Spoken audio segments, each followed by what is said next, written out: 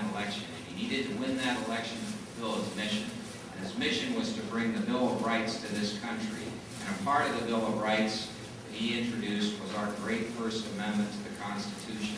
And he, at that time, in the first Congress, told us what that meant, what that First Amendment meant. And he would later go on in the Virginia resolutions to explain that the meaning again, when the laws had changed such that the First Amendment was violated. He said that amendment stood for this proposition, that this government shall have no power over speech and press in this country.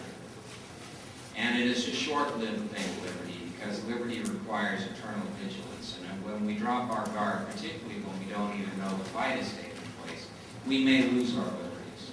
And so it was that a short time later, 150 years later, the workings are in place to deprive us of our First Amendment liberties in an area most dear to us.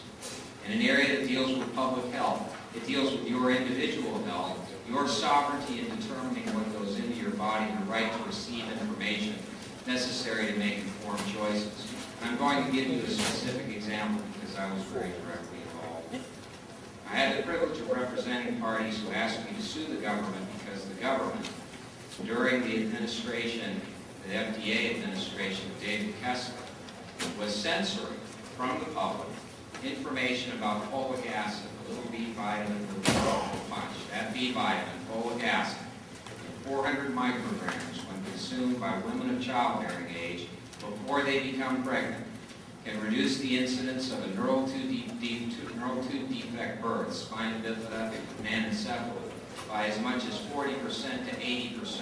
That's 400 micrograms to 800 micrograms. But you have to take it in a pill, and you have to take it before you become pregnant. And the physiological effect of it is diminished substantially when taken after you become pregnant. Women were going into their doctor's offices saying, "I'm pleased to announce I think I'm pregnant." You confirmed that, being told that they were. It was a delightful moment. But they weren't taking folic acid until after they met with their doctor. And as a consequence, the risk reduction was not taking place.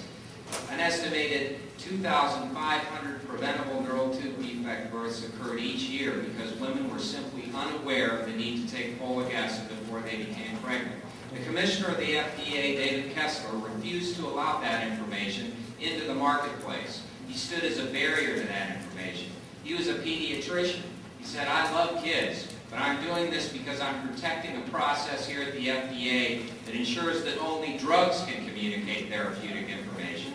And so he prevented us from distributing that information in the marketplace. As a consequence, year after year after year after year, while the censorship took place, women were giving birth to children with neural tube defect births. We took up that cause. We went into court. We sued the Food and Drug Administration. We eventually won in the landmark case Pearson versus Shalala. And the court stood appalled at an agency of the government that had countenanced these neural tube defect births year after year and countless abortions of neural tube defect birth children that never had to be. And this is the kernel of evil that grows within this federal government. Censorship of health information. Freedom, liberty is the centerpiece of our Constitution. Freedom of informed choice is indispensable to our ability to control our biological destinies. If we don't have the information, we can't make the choices. If the government doesn't like the choices we make, that is too bad. We are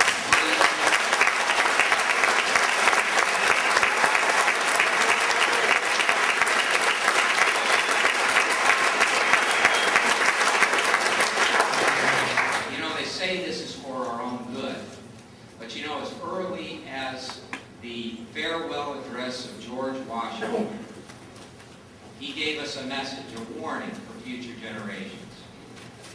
He said, "Let there be no change by usurpation. For though in one instance it may be an instrument of good, it is the customary weapon by which free governments are destroyed. We have got to get back to our constitutional roots.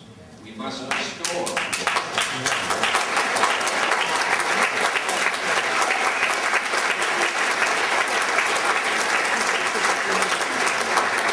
We must restore a constitution of liberty to this country. We were given a constitution in which we were sovereign. in which governors were to be our servants. They have become our masters, and we have become increasingly enslaved. We have an opportunity to change this. We have an opportunity to fulfill the great promise that James Madison gave us when in 1791 he introduced the Bill of Rights. We can make that document come alive again. We have to use our power at the voting booth. But during my lifetime, I will not rest so long as this government deprives us of the right to receive information that we must have to make helpful choices. We have a right to that information. It is indispensable to our health. And so help me God, I will do my part, and I ask you to do yours. Let's change this government back to a constitutional